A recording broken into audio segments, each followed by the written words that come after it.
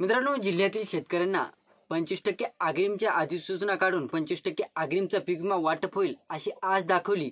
त्यानंतर मित्रांनो, जिल्ह्यातील शेतकऱ्यांना मार्च महिन्यात जवळपास पीक विमा वाटपाला सुरुवात झाली, परंतु नंतर एकदमच म्हणजे पीक विमा वाटप सुरू केले आणि अचानकपणे अनफॉर्च्युनेटली काय केलं, पीक विमा कंपनीने जे जिल्ह्यातील जे 25% अग्रिमच्या अधिसूचना होत्या त्या फेटाळून टाकल्या। मग शेतकऱ्यांमध्ये प्रश्न पडला की बुवा आता आम्हाला कशाच्या बेसिसवर हा पीक विमा मिळणार, मग आम्हाला पीक विमा मिळेल तर कसा मिळेल।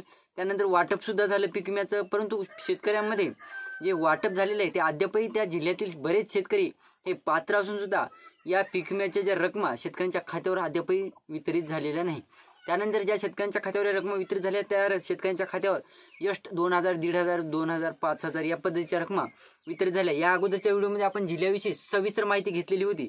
त्यातच मित्रांनो, जिल्ह्यातील जे 172 कोटी रुपयांचा निधी आहे तो अद्यापही पीक विमा कंपनीने पूर्णपणे वितरित केला नाही। शेतकरी अद्यापही जिल्ह्यातील शेतकरी जे अद्यापही वंचित आहेत त्यांचे जे प्रश्न होते ते जिल्हाधिकाऱ्यांपर्यंत त्याचबरोबर कृषी विभागापर्यंत गेलेले आहेत आणि कृषी विभागाला ही कानगी लागलेली आहे की बुवा जिल्ह्यातील बरेच शेतकरी पात्र असून सुद्धा पीक विमा मिळाला नाही। 172 कोटी रुपयांचा पीक विमा पूर्णपणे कंपनीने वितरित केला नाही। अशा बऱ्याच गोष्टी पीक विमा कंपनीच्या निदर्शनात ज्या पीक विमा कंपनीने केलेल्या आहेत त्या कृषी विभागाच्या निदर्शनास आलेले आहे। त्याविषयीची सविस्तर माहिती आपण आजच्या व्हिडिओमध्ये क्लिअर करण्याचा प्रयत्न करणार आहोत। तत्पूर्वी जर चॅनलवर नवीन असाल तर चॅनलला सबस्क्राईब करा आणि समोरील जे बेल आयकॉन बटन आहे ते दाबायला विसरू नका।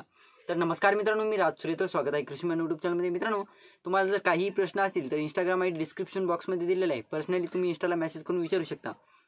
मित्रांनो, आपण ज्या जिल्ह्याविषयी माहिती घेत आहोत तो जिल्हा म्हणजे यवतमाळ जिल्हा।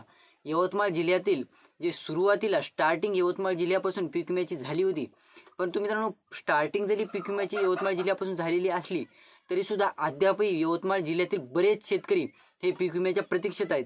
जवळपास 172 कोटी रुपयांचा निधी हा पीक विमा कंपनीने पूर्णपणे वाटप केला नाही, हा कृषी विभागाच्या ही गोष्ट लक्षात आलेली आहे।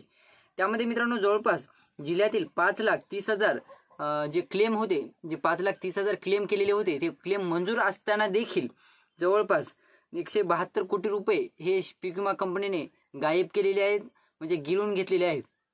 म्हणजे जवळपास विचार करा मित्रांनो, 5,30,000 क्लेम मंजूर होते, परंतु अद्यापही जिल्ह्यातील 5,30,000 शेतकऱ्यांना पीक विमा मिळालेला नाही।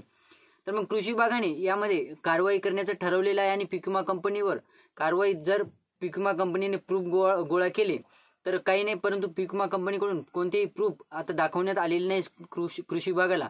त्या कारणास्तव आता जे जिल्हाधिकारी आहेत ते पीक विमा कंपनीवर कार्यवाही करणार, योग्य ती कारवाई करणार आहेत आणि जो पीक विमाचा जे निधी आहे जो अद्यापही शेतकऱ्यांना वंचित ठेवलं गेलेलं आहे, जे शेतकरी अद्यापही पात्र असून सुद्धा वंचित होते त्या शेतकऱ्यांना जे निधी पीक विमा कंपनीने साईडला ठेवलेला आहे, एक जमा करून ठेवलेला आहे, तो निधी हा शेतकऱ्यांच्या खात्यावर वितरित करण्याचे आदेश देखील देण्यात आलेले आहेत।